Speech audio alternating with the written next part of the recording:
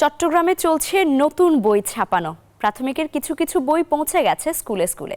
মাধ্যমিকের বই পৌঁছাবে ২০ ডিসেম্বর থেকে। তবে নতুন বছরের শুরুতে সব বিষয়ের বই একসাথে দেয়া সম্ভব না হলেও বাংলা, ইংরেজি ও গণিত বই শিক্ষার্থীদের হাতে পৌঁছাবে এমন আশা শিক্ষা কর্মকর্তাদের। অভিভাবকরা বলছেন, দ্রুত নতুন বই দিলে পড়াশোনায় এগিয়ে যাবে শিক্ষার্থীরা। ক্ষুদ্র নৃগোষ্ঠীরও বই ছাপানো হয়েছে। চট্টগ্রাম থেকে আবু জাবেদের ছবিতে নয়ন বড়ুয়া জয়ের প্রতিবেদন।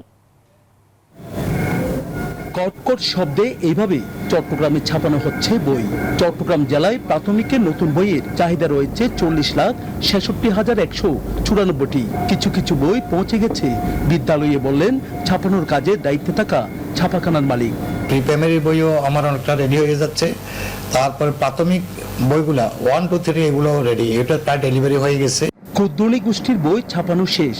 ক্ষুদ্র নৃগোষ্ঠী কাজ প্রায় শেষ, এটা ইন্সপেকশন হওয়ার পর ডেলিভারি হয়ে যাবে। বছরের শুরুতে শিক্ষার্থীদের হাতেই বেশিরভাগ বই পৌঁছে দেওয়ার চেষ্টা অব্যাহত রয়েছে বললেন এই শিক্ষা কর্মকর্তা।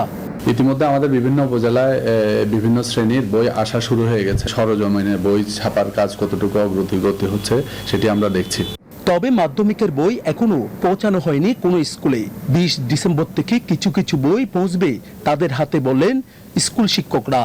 সরকারি নির্দেশনা থাকবে, সেভাবে আমরা মেয়েদের হাতে বই তুলে দেওয়ার ব্যবস্থা করব। উচ্চ মাধ্যমিক শিক্ষা অধিদপ্তরের কর্মকর্তারা বলছেন, চট্টগ্রাম জেলায় ১,৭৩,০০,০০০ বইয়ের চাহিদা রয়েছে তাদের। তবে বছরের শুরুতেই কিছু কিছু বই শিক্ষার্থীদের হাতে পৌঁছানো যাবে বললেন তিনি।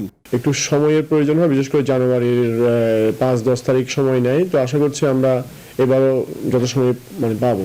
অভিভাবকরা চান দ্রুত শিক্ষার্থীদের নতুন বই।